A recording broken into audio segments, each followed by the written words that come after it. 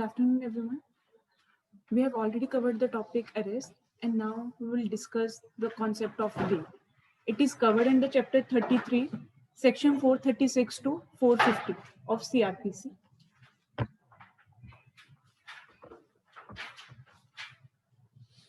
हाँ जी, जब अरेस्ट किया पुलिस ने, उसके बाद जो क्वेश्चन अराइज होता है, that is bail. The term bail is itself not defined under CRPC or IPC. हाँ जी, but under section 2A, the term bailable offence and non-bailable offence is defined. हाँ जी, सोनल एक बार रीड करिए section 2A.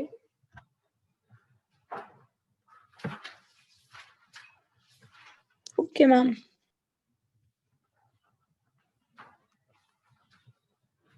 Section 2A. Bailable offence means an offence which is shown as bailable in the first schedule or which is made bailable by any other law for the time being in force, and non-bailable offence means any other offence. हाँ जी, यहाँ पे अगर हम section 2A read करें, वो कहते हैं bailable offence वो है जो फर्स्ट शेड्यूल में हम आईपीसी के ऑफेंसेस मेंशन किए हुए हैं, वहाँ पे 6 कॉलम है, वहाँ पे कॉलम है जिसमें बताया गया है कि जो वो पर्टिकुलर ऑफेंस है वो बेलेबल है या नॉन बेलेबल है. तो सेक्शन 2A कहते हैं कि जो फर्स्ट शेड्यूल में ऑफेंसेस बेलेबल बताए हुए हैं वो बेलेबल ऑफेंसेस हैं, और या फिर किसी और लॉ में जिसने बेलेबल बताया वो बेलेबल ऑफेंसेस हैं, और नॉन बेलेबल कौन से हैं, जो बाकी के ऑफेंसेस रह गए वो नॉन बेलेबल है. It means section 2A read करने के बाद भी हमें क्लियर नहीं होता कि बेल क्या है, बेलेबल ऑफेंसेस कौन से. क्लियर है? हाँ जी, जो टर्म बेल है अगर हम उसका जनरल मीनिंग देखें, उसका मतलब होता है to set a person free. हम किसी भी इंसान को on the basis of bond और by taking security from that person हम उसको फ्री छोड़ दें. अरेस्ट में क्या होता है, deprivation of personal liberty. It means हम पर्सन को सीज करते हैं, उसको अरेस्ट करते हैं, उसको पुलिस अपने पास डिटेन करती है, राइट. और बेल बिल्कुल उससे अलग है, उसमें क्या है, रिलीज करना है किसी को बाय टेकिंग सिक्योरिटी और by taking bond from that person. हाँ जी, क्लियर है. बट जो अभी हमने बात की है कि बेलेबल ऑफेंसेस और नॉन बेलेबल ऑफेंसेस, इनका जो डिफरेंस है वो हमें क्लियर होता है फ्रॉम सेक्शन 436 एंड 437. हाँ जी, जो बेल है वो दो तरह की होती है, बेलेबल ऑफेंसेस में बेल और नॉन बेलेबल ऑफेंसेस में. बेलेबल ऑफेंसेस की जो बेल है वो कवर्ड होती है under section 436 and non bailable offences के लिए कवर होती है 437. हाँ जी, बेलेबल ऑफेंसेस जो है वो less serious in nature consider किए जाते हैं, और वहां पे एक्यूज का राइट हो जाता है बेल का. इट मींस वहां पे जैसे ही ऑफेंस किया उस अरेस्ट की बात होगी, वो as a matter of right कहेगा कि मैं यहाँ पे बिकॉज ये बेलेबल ऑफेंस है मुझे बेल मिलनी ही चाहिए, ये मेरा राइट है. क्लियर है? बिकॉज हमने कहा है कि एक्यूज का ये राइट है, इट मींस कोर्ट की या पुलिस ऑफिसर की उस केस में कोई डिस्क्रिशन नहीं है, उसको वहां पे बेल ग्रांट करनी ही पड़ेगी to the accused. Whereas in non bailable cases वहां पे एक्यूज का कोई राइट नहीं है. जब एक्यूज का कोई राइट नहीं है, इट मींस कोर्ट की वहां पे क्या है, डिस्क्रिशन है कि उन केसेस में वो बेल देना चाहती है या नहीं देना चाहती. क्लियर है? फिर हम टॉपिक पढ़ते हैं एंटीसिपेटरी बेल. एंटीसिपेटरी बेल की जो प्रोविजन है वो कवर होती है सेक्शन 438 में. दो एंटीसिपेटरी बेल हमने टर्म यूज नहीं की है, बट हम उसको रेफर एंटीसिपेटरी बेल से ही करते हैं. In anticipation of arrest, it means arrest हमें लगता है कि हमारा अरेस्ट हो जाएगा, इसीलिए हम अरेस्ट से पहले ही बेल ले लेते हैं. वो ये नहीं है कि उस केस में अरेस्ट ही नहीं होगा. एंटीसिपेटरी बेल का मतलब होता है कि अरेस्ट जब भी होगा साथ ही साथ पार्टी को रिलीज कर दिया जाएगा. क्लियर है? हाँ जी, क्लियर है. कोई डाउट इसके रिगार्डिंग? हम सेक्शन 436 जो वैसे प्रोविजन है बेल की वो चैप्टर 33 में ही कवर होती है. सेक्शन 436, 437, 438 एंड हाई कोर्ट और सेशन कोर्ट की जो पावर है विद रिगार्ड टू बेल वो कवर की गई है सेक्शन 439 में. बट इसके साथ साथ बेल की एक और प्रोविजन है that is covered under section 167. हाँ जी, 167 बता सकते किससे डील करता है? हाँ जी, हाँ जी, 167 में हम बात करते हैं जुडिशियल कस्टडी और पुलिस कस्टडी की. वहां पे टाइम पीरियड बताया गया है कि जब भी ऑफेंस होगा पुलिस को विद इन 60 डेज या 90 डेज में पुलिस रिपोर्ट सबमिट करनी है। अगर पुलिस उस टाइम पीरियड में अपनी पुलिस रिपोर्ट जो चार्जशीट है या पुलिस रिपोर्ट है सबमिट नहीं कर पाती, उस केस में एक्यूज के पास कौन सा राइट अराइज हो जाता है? Default bail. Default bail means because police ने डिफॉल्ट किया by not filing chargesheet on time, वहां पे एक्यूज का राइट अराइज हो जाता है ऑफ बेल। क्लियर है? हाँ जी, सिमिलर काइंड की प्रोविजन की गिवन है अंडर सेक्शन 436A। 436A में है कि अगर पर्टिकुलर जो अंडर ट्रायल्स है उनको प्रोटेक्ट करने के लिए 436A में प्रोविजन बनाई है कि अगर कोई पर्सन है या तो हाफ अपनी पनिशमेंट या फुल इम्प्रिजनमेंट वो कंडीशन दी हुई है, अगर वो जेल में है उस टाइम पीरियड तक तो उसके बाद उसका राइट ऑफ बेल अराइज हो जाएगा। क्लियर है? हाँ जी क्लियर है। आज हम बात करेंगे section 436। Please open section 436।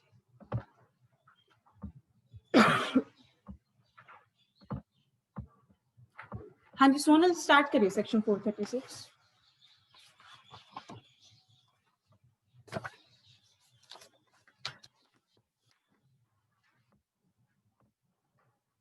Sonal read करिए section 436। Yes, ma'am.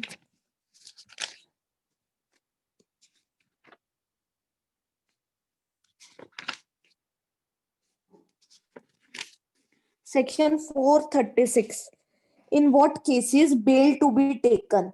Subsection 1. When any person other than a person accused of a non-bailable offense is arrested or detained without warrant by an officer in charge of police station, or appears or is brought before a court and is prepared at any time while in the custody of such officer or at any stage of the proceeding before such court to give bail, such person shall be released on bail, provided that such officer or court, if he thinks or it thinks fit, may and shall, if such person is indigent and is unable to furnish surety instead of taking bail from such person, discharge him on his executing a bond without sureties for his appearance as herein after provided.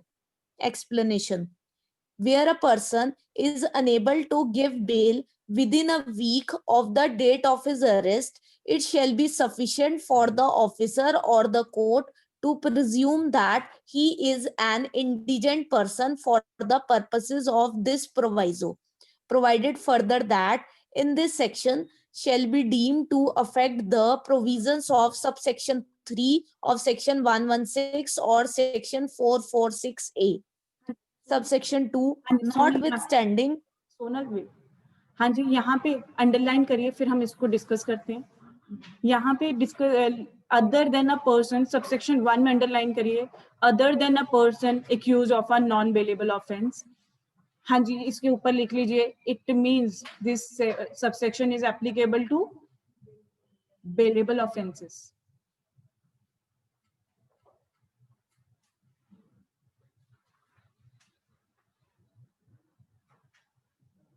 Other than a person accused of a non bailable offence, it means हम यहाँ पे किसकी बात कर रहे हैं? Bailable offences की बात कर रहे हैं।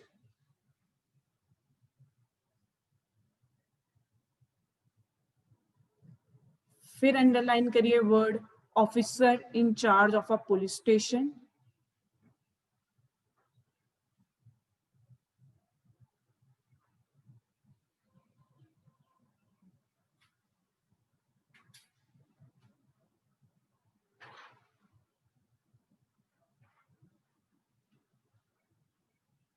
हाँ जी साथ में करिए before a court, before a court.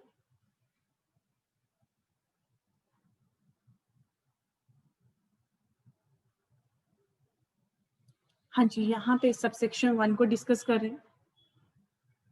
हाँ जी जो सेक्शन 436 है वो बात करता है बेलेबल ऑफेंसेस की। हाँ जी बेलेबल ऑफेंसेस की बात कर रहे हैं। सबसेक्शन 1 कहता है कि पुलिस ऑफिसर ने चाहे अरेस्ट किया या डिटेन किया हुआ पर्सन या फिर कोर्ट के सामने वो पर्सन को अपीयर हुआ है वो, या उसको लेके आए ब्रॉड में, या तो उसको पुलिस वाले लेके आए हैं या वो खुद से अपीयर हुआ है।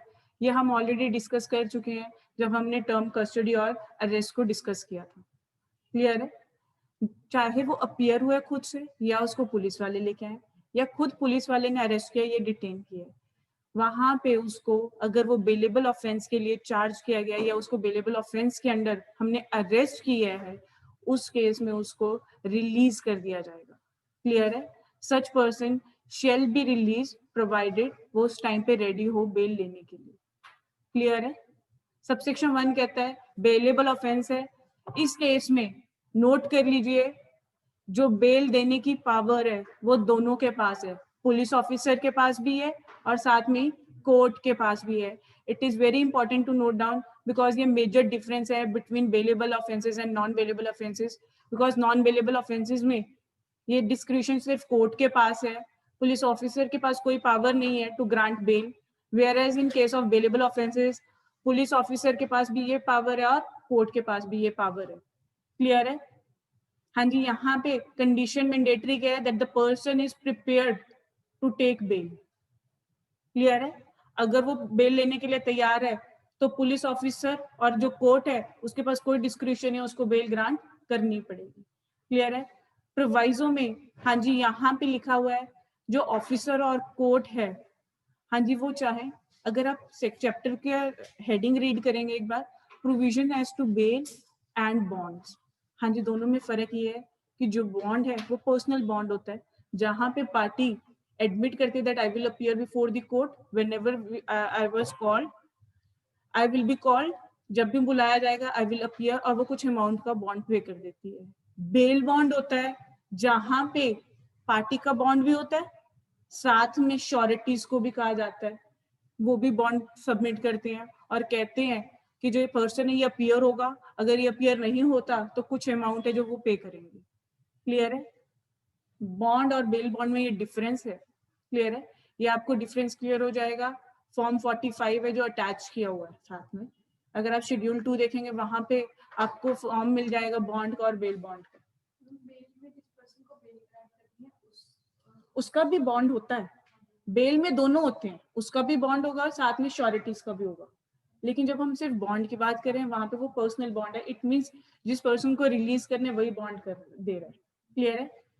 हाँ जी, जो प्रोवाइजो है वो कह रही है कि ऑफिसर या कोर्ट जो सबसेक्शन 1 में केस कवर हो रहा है उस केस में चाहे तो बॉन्ड पे भी रिलीज कर सकती है, बॉन्ड पे भी रिलीज कर सकती है विदाउट श्योरिटीज। विदाउट श्योरिटी इसमें पर्सनल बॉन्ड की बात हो रही है प्रोवाइजो में, लेकिन यहाँ पे अगर आप देखो यहाँ पे वर्ड है मे एंड शेल, क्वेश्चन अराइज होता है कि ये किस कॉन्टेक्स्ट में यूज किया गया है, क्या ये पुलिस ऑफिसर और कोर्ट के साथ रीड विद करना है या अदरवाइज यूज किया गया है। आप एक बार प्रोवाइजो रीड करिए और बताइए फिर कि मे और शेल किस कॉन्टेक्स्ट में यूज किया गया है।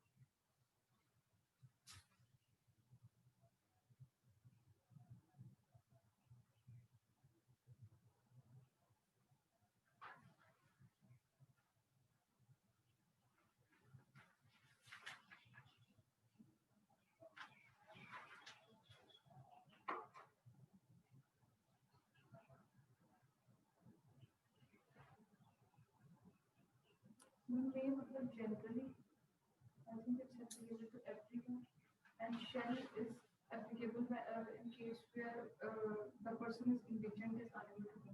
ओके, हाँ जी, एनीवन एल्स? सोनल आप आंसर करेंगे इसका?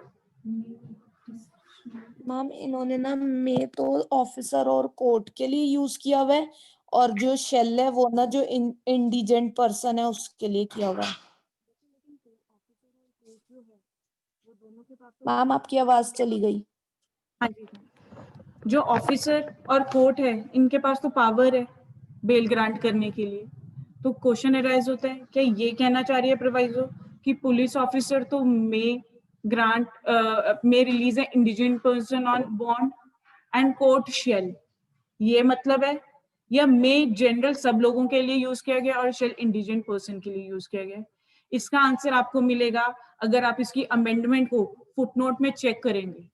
हाँ जी, इसको फुटनोट में चेक करिए, इसका आपको मिलेगा कि बिफोर अमेंडमेंट ये प्रोविजन कैसी थी, where a person is unable to give proviso that such officer or court, if he or it thinks fit, may instead of taking bail from such person discharge him. It means court यहाँ पे जो मे और shell word है वो indigent person के context में use है, जो मे वर्ड है वो सब लोगों के लिए यूज है कि कोर्ट और ऑफिसर जो है बेलेबल ऑफेंसेस में instead of releasing a person on bail उसको बॉन्ड पे भी छोड़ सकते हैं अगर facts and circumstances of case की ये डिमांड है, तो ये उनकी डिस्क्रिशन है। मे क्या होती है, डिस्क्रिशन को रिफ्लेक्ट करता है। Shall is mandatory. हाँ जी, मे उस केस में किसी भी पर्सन को बॉन्ड पे छोड़ सकते हैं instead of taking bail, but अगर वो पर्सन इंडिजेंट है उस केस में उसको रिलीज करना mandatory on bond instead of taking bail. Clear है? हाँ जी, ये प्रोवाइजो क्लियर है? बिकॉज यहाँ पे अगर आप खुद से पढ़ेंगे कई बार कंफ्यूजन क्रिएट हो जाती है कि ये मे और शेल किस कॉन्टेक्स्ट में यूज किया हुआ है। मे पे आप लिख लीजिए it is for everyone, where shall is for the indigent person. It means other person के केसेस में तो कोर्ट की डिस्क्रिशन है कि वो उसको बॉन्ड पे छोड़ दे या फिर बेल पे, लेकिन if the person is indigent उस केस में क्या है, मैंडेटरी है ऑफिसर और कोर्ट दोनों के लिए कि वो पर्सन को बॉन्ड पे ही छोड़े, ये मैंडेटरी है instead of taking bail. Clear है? हाँ जी, अब इंडिजेंट पर्सन कौन है ये एक्सप्लेनेशन में गिवन है। हाँ जी, एक बार रीड करिए सोनल।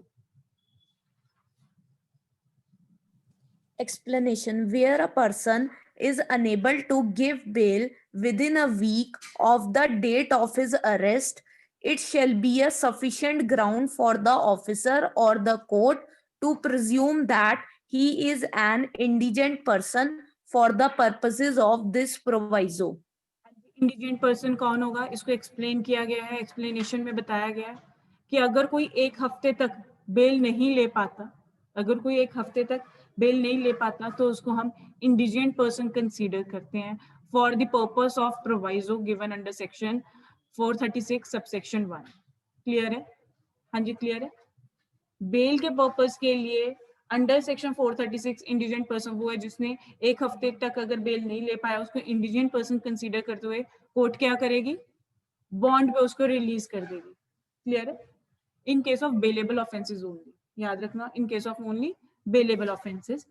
हाँ जी, यहाँ पे सबसेक्शन 2 भी रीड करिए, उसके बाद हम इश्यूज भी रीड करते हैं। हाँ जी, इसकी जो सेकंड प्रोवाइजो है वो बात करती है 116 और 446 ए की।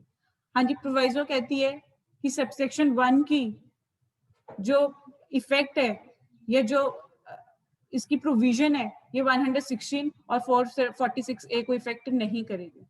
हाँ जी, 116 बात करता है कि अगर security to maintain good behaviour peace, वहां पे कोर्ट कह सकती है टू एग्जीक्यूट अ बॉन्ड। अगर वो बॉन्ड एग्जीक्यूट नहीं करता है तो उसको कस्टडी में ले सकती है।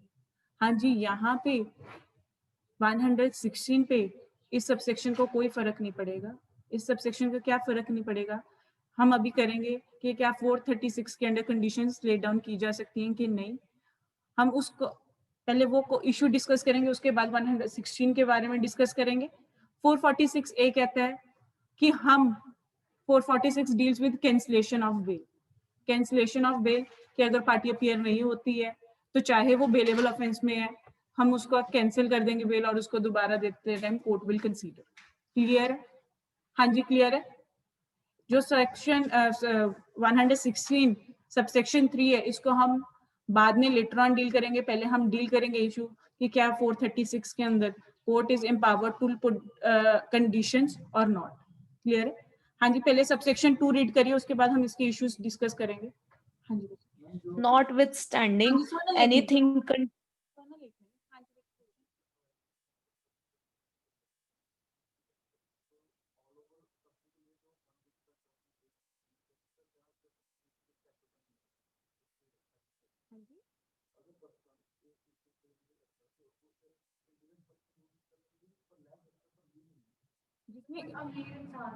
हाँ जी, वो तो अब देखो बच्चे, जो अमीर है वो क्यों नहीं लेगा बेलेबल ऑफेंस। हाँ जी, यहाँ पे इंडिजेंट पर्सन का मतलब यही है जिसने एक हफ्ते के अंदर बेल नहीं लिए इन केस ऑफ बेलेबल ऑफेंसेस, हम उसे इंडिजेंट पर्सन कंसीडर करते हुए बेल उसको बॉन्ड पे रिलीज करते हैं। It shall be sufficient ground for the officer to presume that he is indigent, क्योंकि कोर्ट ने जब ये प्रोविजन बनाई हम प्रिज्यूम करते हैं कि क्योंकि बेल की जो अमाउंट होती है वो बहुत ज्यादा नहीं होती है, वो भी एक इश्यू है, वो हम डिस्कस करेंगे later on.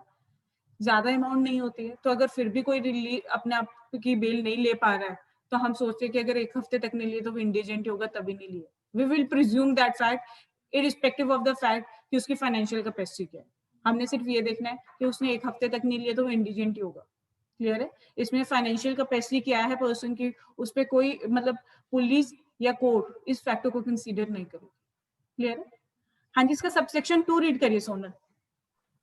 Notwithstanding anything contained in subsection 1, where a person has failed to comply with the conditions of the bail bond as regards the time and place of attendance, the court may refuse to release him on bail when on a subsequent occasion in the same case he appears before the court or is brought in custody, and any such refusal shall be without prejudice to the powers of the court to call upon any person bound by such bond to pay the penalty thereof under section 446.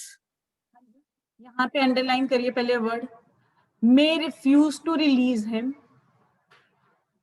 First line में पहले करिए fail to comply as regards the time and place of attendance.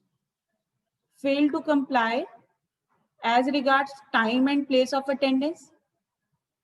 फिर next underline करिए may refuse, may refuse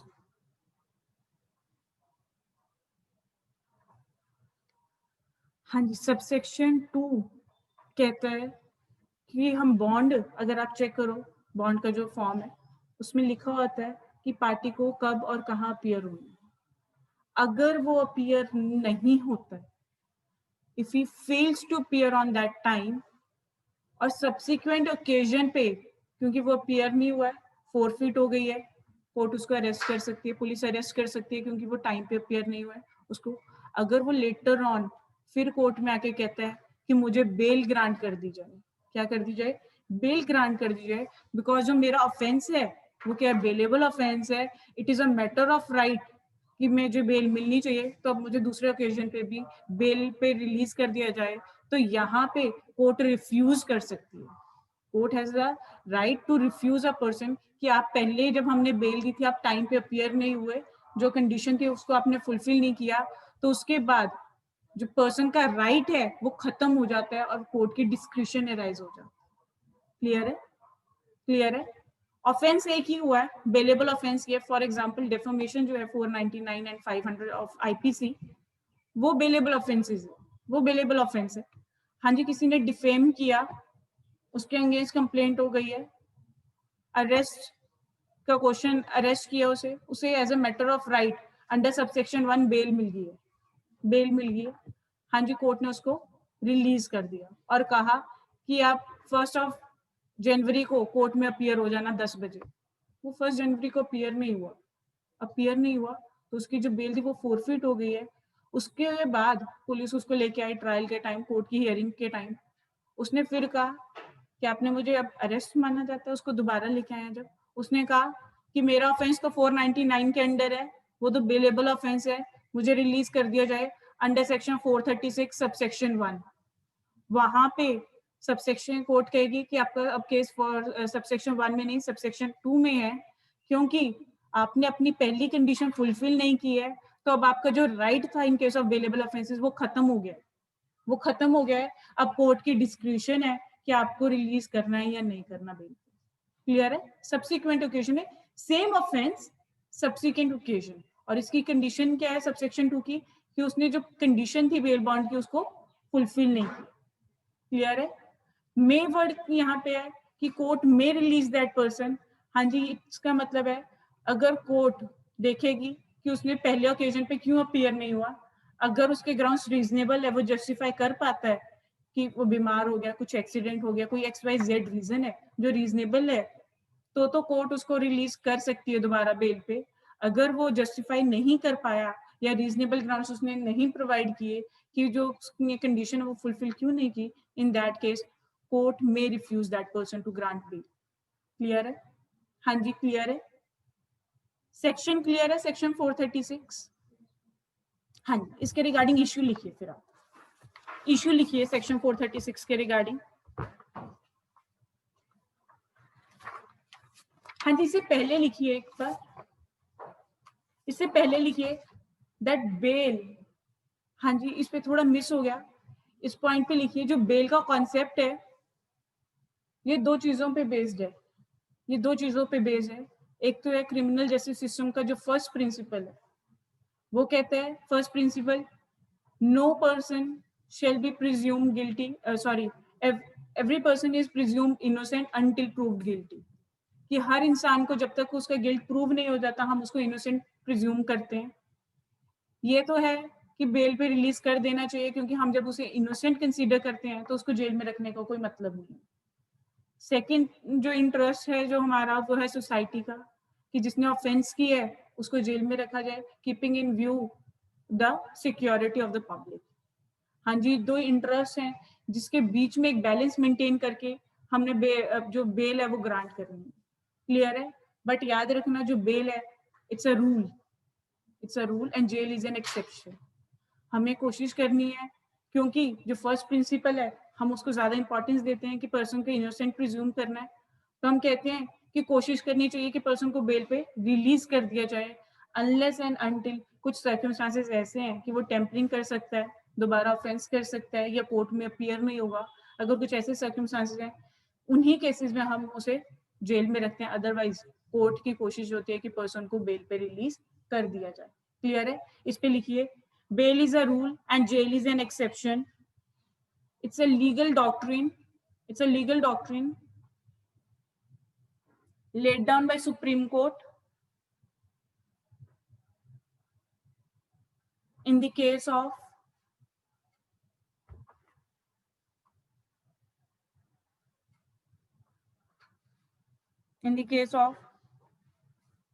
state of Rajasthan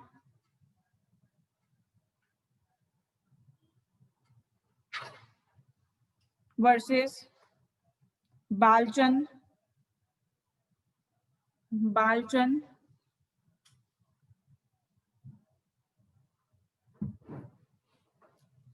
AIR 1977, AIR 1977, Supreme Court, AIR 1977, Supreme Court, page number 2447, 2447.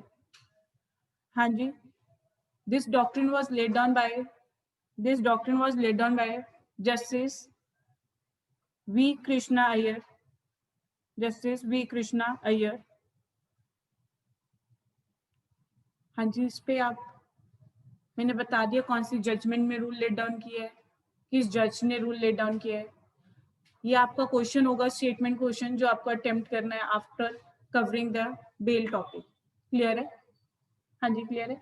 इस पे ये एक statement question होगा, bail is a rule and jail is an exception, it's a statement question. इसको आपको इसके आगे लिख लो एक्सपैंड और डिस्कस। एक्सपैंड लिख लो, bail is a rule, jail is an exception, double inverted commas में लिख कर लेना, और उसके बाद लिखो expand.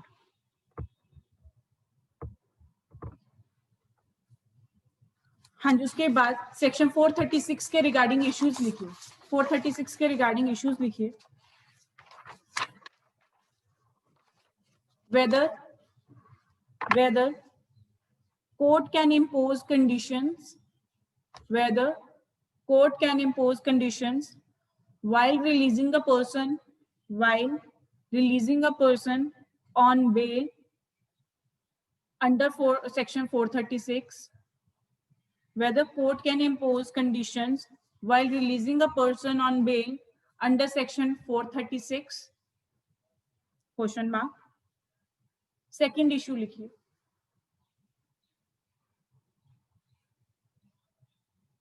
whether a bail given under section 436 can be cancelled, whether a bail given under section 436 can be cancelled? Question mark. If yes, then under what circumstances and under which provision? दो question है if yes के बाद. Under what circumstances and under which provision?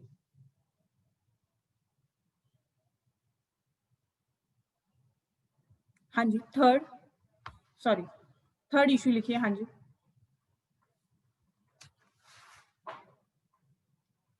Whether complainant has a right to be heard, whether complainant has a right to be heard while granting bail under section 436 or not. Under section 436 or not. हाँ जी. Whether complainant means जो opposite party है, informant भी हो सकता है, complainant भी हो सकता है. Whether complainant has right to be heard while granting bail under section 436 or not. Question mark.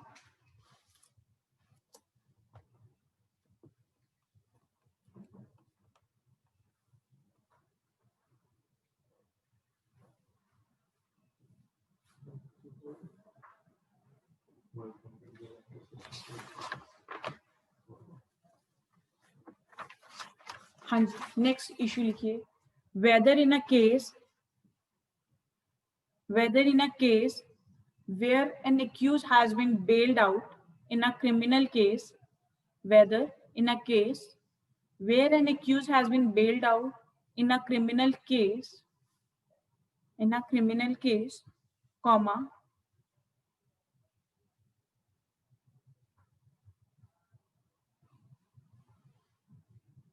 in which case, comma के बाद लिखिए, in which case subsequently new offenses are added. In which case subsequently new offenses are added, comma, is it necessary that bail earlier granted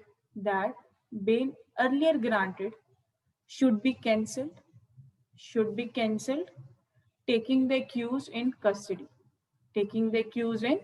custody.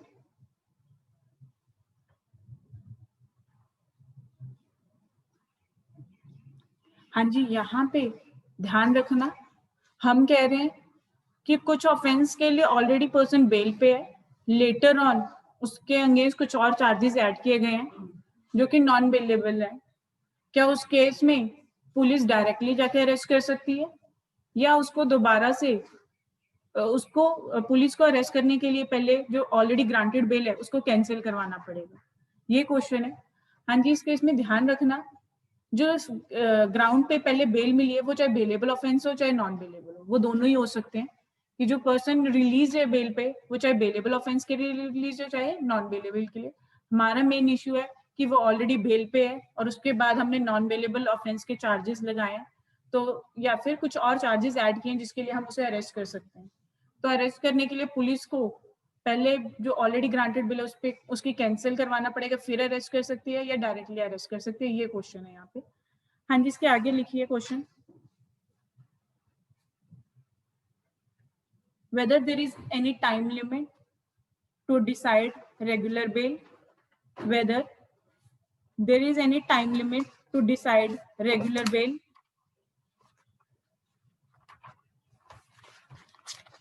हाँ जी. Last issue लिखिए. Whether there is any time limit to decide regular bail. हाँ जी. Last में लिखिए what is the power of high court with respect to bail under section 482. With respect to bail under section 482. हाँ जी. 482 किस चीज से deal करता है? Inherent powers of high court. हाँ जी. Under section 482 CRPC. हाँ जी, इनको एक बार रीड करिए, बिकॉज पहले आपसे क्वेश्चनिंग होगी, उसके बाद मैं आंसर बताऊंगी। हाँ जी, इनको रीड करिए, इतने मैं जो मीटिंग है उसको दोबारा स्टार्ट करती हूँ।